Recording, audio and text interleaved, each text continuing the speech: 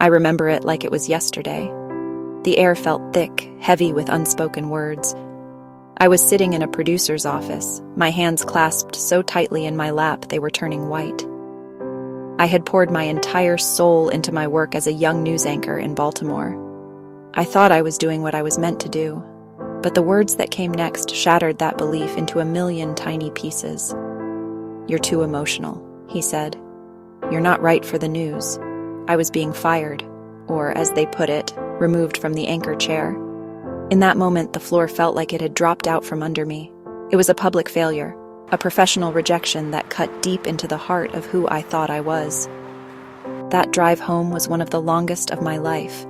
Every single doubt I ever had about myself came rushing to the surface.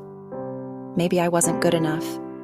But what I want you all to hear today, what I want to echo in the deepest parts of your spirit, is that this moment is not the end. It feels like it. But what if I told you that this very moment of falling apart is actually the start of you coming together in a way you never imagined possible? What if this breakdown is truly a breakthrough in disguise? Let's get one thing straight right now. Everybody falls. I don't care who you are. I don't care how much money you have. I don't care how perfect your life looks on the outside. Every single person on this earth has stumbled. We have all faced moments where we have missed the mark. We've tried our best and it simply wasn't enough. Failure is not a special club reserved for a chosen few. It is a fundamental part of the human experience. It connects us in our shared vulnerability. Think about a baby learning to walk. Does the baby fall once and decide, well, I guess walking isn't for me? Of course not. The baby falls over and over and over again. Then it pulls itself back up and tries again. We, as adults, seem to forget this essential lesson. We expect to get everything right on the first try. We see a stumble as a final judgment on our worth. We let the fear of what others will think paralyze us. But failure is life's way of teaching us. It's life's way of guiding us. It's life's way of showing where we need to be stronger. We live in a world that celebrates success. We live in a world that puts winners on a pedestal. We scroll through social media and see highlight reels. The difference is the refusal to let failure have the last word. If you want to talk about turning failure into a force of nature, let's talk about JK Rowling. Before she gave the world the magic of Harry Potter, her own life felt far from magical. She was a single mother struggling to get by living on state benefits. She has described herself as being as poor as it is possible to be in modern Britain, without being homeless. She was battling depression, her marriage had fallen apart. By every conventional measure of success, she felt she was the biggest failure I knew. It was in this darkness, this place of absolute rock bottom, that she held onto one single, flickering light, an idea about a boy wizard. She poured all of her pain and her incredible imagination onto the pages of a manuscript. After she finally finished the book, she sent it out to publishers. And what happened? Rejection. Not just one, but 12 of them. One after another, the doors were slammed shut. But she believed in her story when no one else did. That belief is everything. But the world was hungry for the magic she had created out of her own darkest times. Not all failures are loud, public events. Sometimes a failure is the quiet death of a lifelong dream. That's what happened to Vera Wang. From the time she was a little girl, her entire life was dedicated to one thing: becoming an Olympic figure skater. She poured thousands of hours into her craft, training with an intensity that most of us can barely imagine. Her days were a blur of cold ice rinks, grueling practices, and immense sacrifice. Her identity was completely wrapped up in being a skater. Her dream was to stand on that Olympic podium, a gold medal around her neck, representing her country. She competed in the 1968 U.S. National Championships with her heart set on making the Olympic team. But she didn't make it. Just like that, the dream that had defined her entire existence was over. Can you imagine that kind of devastation? To have the one thing you have worked for your entire life slip through your fingers is a profound kind of loss. It's a failure that can make you question everything. Who am I if I am not a figure skater? But Vera did something remarkable. She allowed herself to grieve the loss of that dream, and then she did something even harder. she pivoted. She took all of that discipline, that eye for detail, that understanding of movement and grace that she had learned on the ice, and she channeled it into a new passion, fashion. At the age of 40, an age when many people think it's too late to start something new, Vera Wang opened her own bridal boutique. It's hard to see when you're in the middle of a storm, but I promise you this, our darkest hours hold hidden gifts. When everything is stripped away, when you are brought to your knees by failure, you are given a rare opportunity. You get to see what you are truly made of.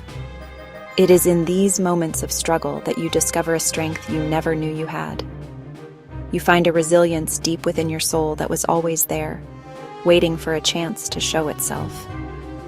This newfound strength is the first gift of failure. It's a deep, unshakable knowing that you can survive hard things. The second gift is clarity. When you fail, it forces you to stop and reevaluate.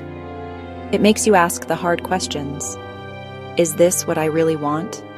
A setback can act like a compass, pointing you away from what is not meant for you and toward what is. Another precious gift you receive is empathy. When you have known the sting of disappointment, you become a more compassionate human being. You are able to look at another person's struggle not with judgment, but with understanding. Your pain becomes a bridge that connects you to the pain of others. So, you've fallen. The dream has died. The business has closed. The relationship is over. You are sitting in the rubble of what used to be. The first and most important step you can take toward your comeback is not to immediately jump up and pretend you're okay. The first step is to be still. It's to sit right there in the middle of your pain and honor it. You must give yourself permission to feel the hurt. Acknowledge the disappointment. Acknowledge the anger. Acknowledge the sadness. So often we try to rush past these feelings because they are uncomfortable. Your feelings need to be heard. They are like messengers trying to tell you something. Pushing them down or ignoring them is like trying to hold a beach ball underwater. You can do it for a little while, but eventually it's going to pop up with even greater force. Crying is not a sign of weakness. It is a sign of release. Being angry is not a sign of being a bad person. It's a sign that a boundary has been crossed or a deep injustice has been felt. Allow yourself the grace to go through the emotions. Talk to a trusted friend. Write it all down in a journal. Let the tears flow if they need to. This process of acknowledging the hurt is not about wallowing in self-pity. It is a sacred act of self-compassion. After you have honored your feelings and allowed yourself to grieve, the next powerful move in your comeback story is the pivot. A pivot is not giving up. It is a strategic and intelligent change in direction. It's taking what you've learned from your failure and using that wisdom to choose a new path. Think of Vera Wang, ice rink design studio. She took her core skills and applied them in a new and even more fruitful way. Your failure often contains the very clues you need to find your next success. Look closely at what went wrong. Get really honest with yourself, not in a way that beats you up, but in a way that seeks to learn. What was the lesson here? Did you discover that you hate managing people? Did you realize the industry you were in was not aligned with your values? Did you find out that while you love the idea of something, the day-to-day reality of it drains your soul? This information is pure gold. It is not a sign of your inadequacy. It is market research for your own life. It is telling you what doesn't work so you can get closer to what does. Your pivot might be small or it might be massive. A small pivot could be changing your marketing strategy for your business. A massive pivot could be leaving a career in law to become a chef, like Julia Child did. Nobody, and I mean nobody, makes a comeback alone. We are not meant to navigate the difficult seasons of our lives in isolation. When you are feeling broken and defeated, surround yourself with your comeback crew. These are the people who see your light even when you can't. They remind you of your strength when you feel weak. They are the friends, family, mentors, counselors. They will sit with you in the dark and then gently but firmly hand you a flashlight and help you find the switch. Your comeback depends on the voices you allow to speak into your life during this tender time. Take a look around you. Who lifts you up? Who listens without judgment? Who offers encouragement without empty platitudes? These are your people. Lean on them. Be vulnerable. I'm not okay and I need help. This is not weakness, it's brave. Let them cook you a meal. Let them watch your kids so you can have an hour to yourself. Let them speak truth and life over you when all you can hear is the voice of failure. Your crew holds the hope for you until you can hold it yourself. So here you are. You have faced the fall. You have honored the pain. You have learned the lessons. You have found the gifts. You have started to pivot, and you have gathered your crew around you. Now what? Now, my dear friend, you stand at the beginning of your next chapter. The pages are blank, clean, and waiting for you to write a new story. This is not a story about avoiding failure. This is a story about a woman who knows how to rise. A woman who is not defined by her stumbles, but by her resilience. A woman who has learned that her scars are not signs of damage, but symbols of her strength. I want you to hold on to hope. Hope is not a flimsy, wishful thinking kind of thing. Hope is a powerful, active belief that your future can be better than your past, and that you have a role to play in making it so. It is the deep inner knowing that this setback is not your final destination. It is a detour that has led you to a more scenic, more meaningful, and more authentic path. Your best days are not behind you. They are right in front of you, waiting for you to step into them with all the wisdom and strength you have gained from your journey. Look at yourself in the mirror. Really look.